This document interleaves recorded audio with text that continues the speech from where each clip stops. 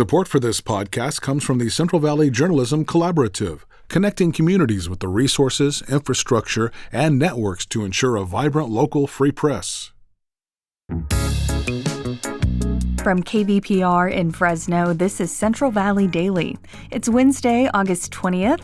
I'm Elizabeth Arkalian. An iconic music venue in Bakersfield, steeped in country music history, is shutting its doors.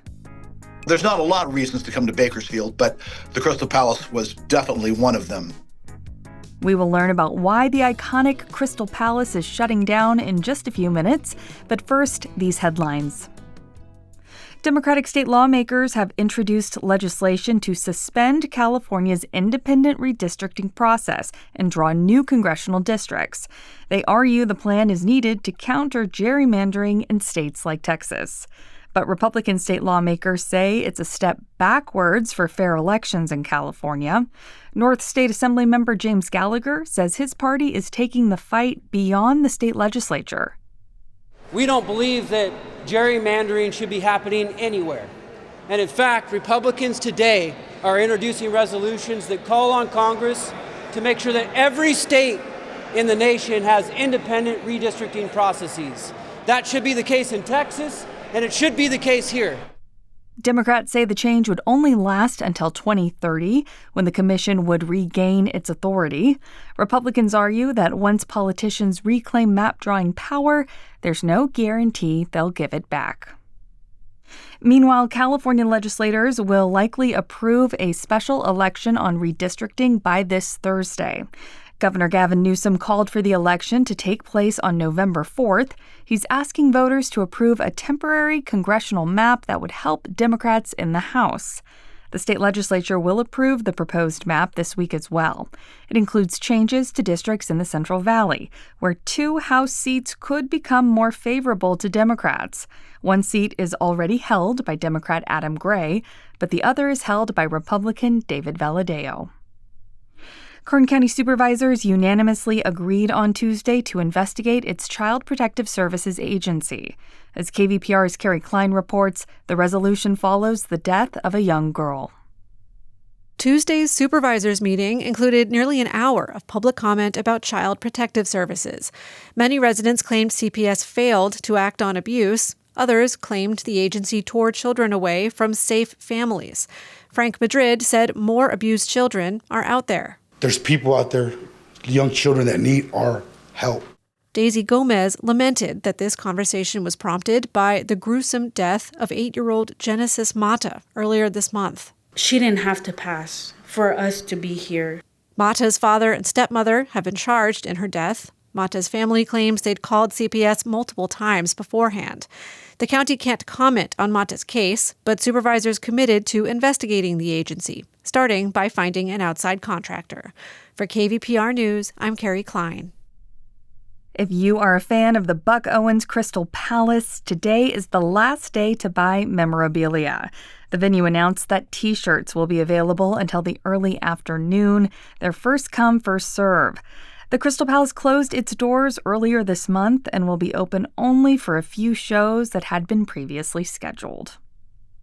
The Menendez brothers are set to make their case for parole this week. Lyle and Eric Menendez have served almost 30 years for murdering their parents at their Beverly Hills home. They were 18 and 21 years old at the time. The brothers will have hearings on Thursday and Friday. The California State Parole Board will then determine whether they should be released.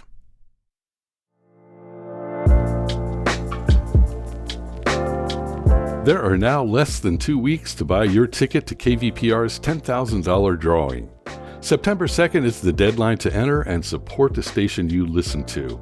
We only sell 800 tickets, and we've already sold more than half of those. So don't wait any longer. Visit kvpr.org/10K today.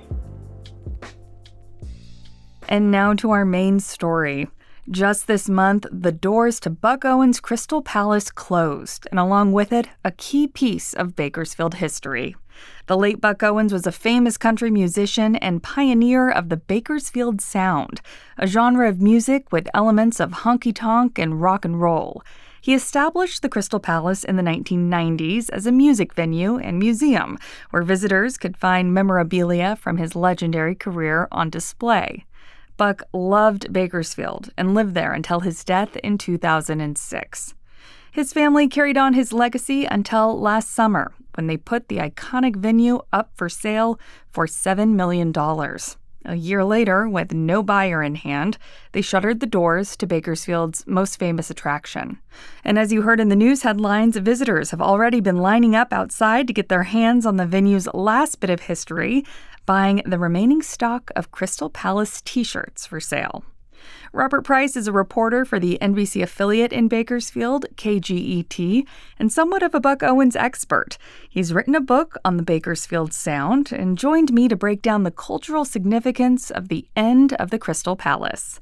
Robert starts us off with a little history lesson on how the Crystal Palace came to be. Buck Owens, legendary Hall of Fame country music star who settled in Bakersfield in 1952. After probably in about the 1970s, he started thinking about the possibility of a local venue. And of course, many years went by before he got around to it. But he would go to like the Crazy Horse Saloon in Santa Ana, which is a really famous honky-tonk saloon that attracted all the big Nashville stars. The Palomino Club in North Hollywood. He always sort of coveted that kind of thing for Bakersfield. And finally got around to it in about 94. He decided he had the space and the means and the opportunity to build his own place. And construction started in 94.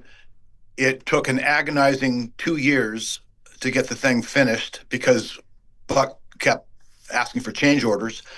But they finally got it completed, and it opened in 96. The idea was that it was a museum and a dinner club.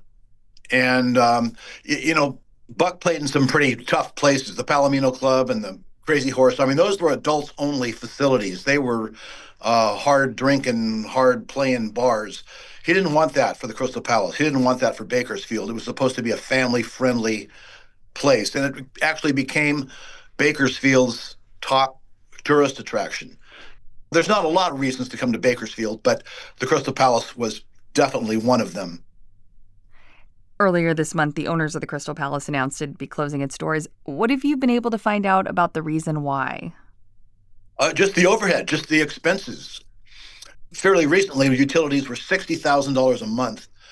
And then, of course, they have, landscaping overhead and employee overhead, and they just couldn't make it work, was my understanding. I want to ask about the palace's namesake, of course, Buck Owens, because as you mentioned, he was a visionary behind the venue, opened the space. But for our listeners who might not be familiar with Buck Owens, just tell us a little bit about the mark he left on the genre and on Bakersfield. Well, Buck was born up on the Red River in Texas. His family moved to Arizona when he was a teenager. He did a lot of agricultural work.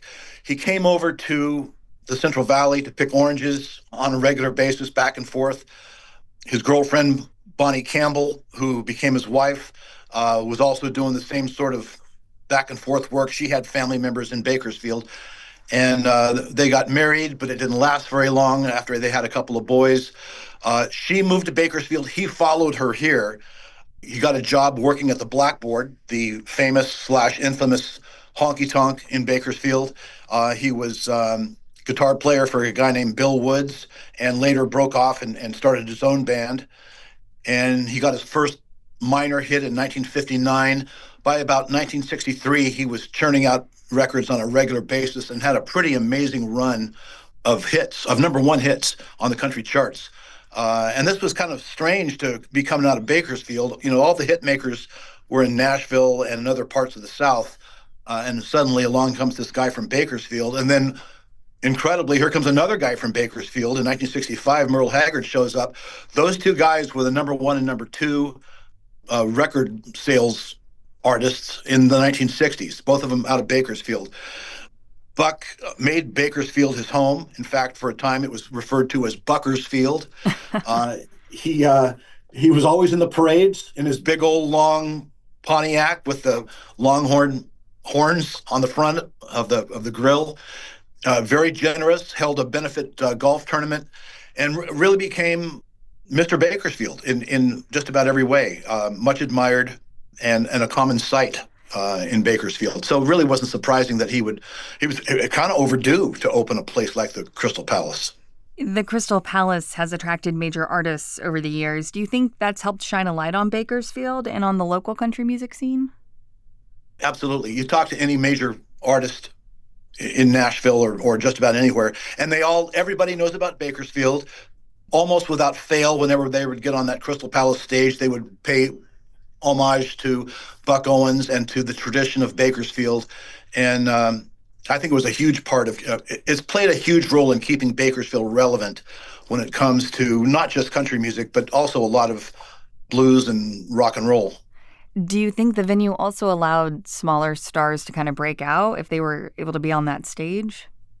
It did, because thanks to their affiliation with KUZZ Radio, for a long time, the dominant radio station, period, of any kind in Bakersfield, and still the dominant country music station. They would bring in artists for, I think they called them showcases. If they had a new song on the radio, they would get them out there, put them on stage, and give them a chance to be seen by the local audiences. That was the first time a lot of people around here had seen or heard Taylor Swift. She played here. She came out here with her mother when she was 15 and performed. I've seen some people there who were in the very beginning stages of their career who went on to great fame. And what do you think's lost when a venue like the Crystal Palace goes away? Because if it goes away in the end, it's not just a music venue, it's also got that museum portion, and it's sort of important to the sense of place that Bakersfield provides people. Well, it's a huge loss. It would be a huge loss if it truly, truly went away. If bulldozers came out, that would be a huge tragedy. I personally just can't. I think a lot of people can't really see it going away. I think there is this belief that somehow someone is going to step forward and save it. And I don't know if that's just sort of a wishful thinking or what it is, but it has played too important a role. Not just the Crystal Palace, but Bakersfield's country music heritage is such an important part of who this city is, what this city is now. So I remain hopeful and optimistic that it'll be saved, but in what form, we're getting a Hard Rock Museum and Casino is coming to the southern part of Kern County. So I don't think Hard Rock is going to step up and take over, but does the House of Blues want to establish a house of country in Bakersfield? I'd be all for that. But this is just wild, optimistic speculation on my part. Robert Price, KGET reporter and author of The Bakersfield Sound, How a Generation of Displaced Okies Revolutionized American Music. Thanks so much for joining me. Sure thing. Thanks. And that is today's show. Today's episode was produced by Jonathan Linden and KVPR with support from the Central Valley Journalism Collaborative. I'm Elizabeth Arkalian. You can find the latest local news anytime at kvpr.org.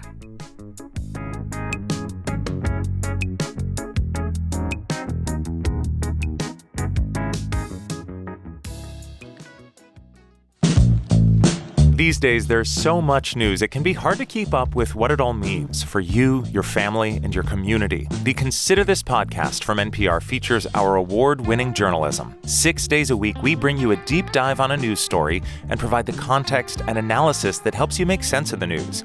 We get behind the headlines. We get to the truth.